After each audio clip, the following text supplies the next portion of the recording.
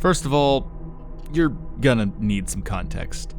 I'm a park ranger at a national park on a small island nation in the Caribbean.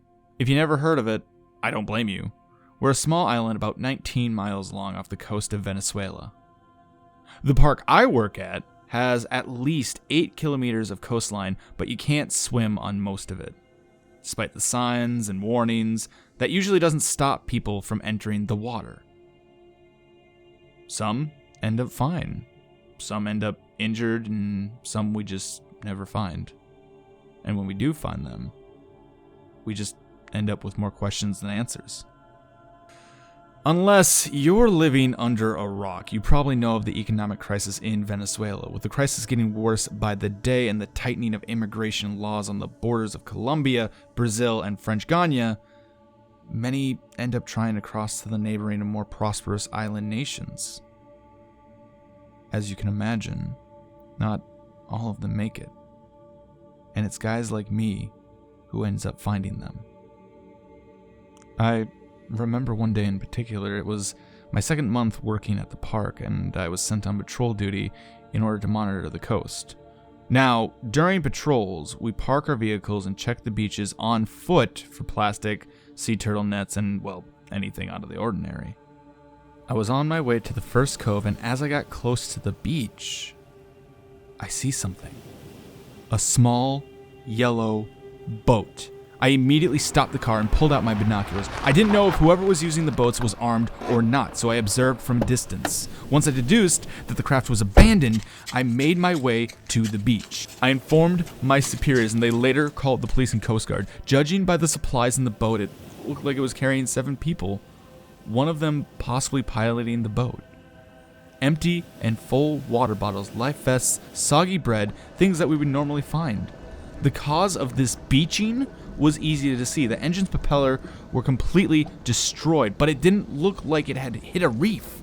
Even if it were the case, there would have been something left to the propellers. But no, the bottom part of the engine had been completely ripped off. Another thing that stuck out to me was the complete lack of footprints. People don't just waltz on the beach and disappear into the night. They leave something behind. It didn't rain the night before and there wasn't any wind, so there should have been some prints left behind.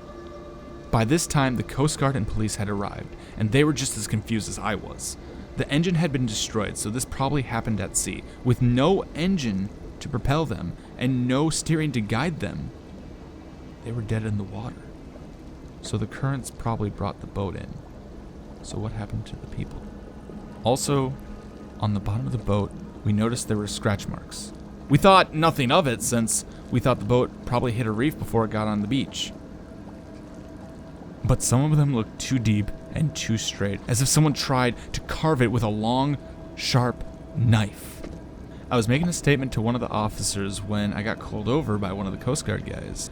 He sounded pretty upset. Hey kid, you and that cop might want to take a look at this. Me and the cop think nothing of it, so we walk on over to the boat where the Coast Guard guy was standing. You guys see anything out of the ordinary? We both scan the boat, and we don't see anything out of the ordinary. It looks like an empty boat, sir, I said, not really knowing what he was getting at. Look closer, he said.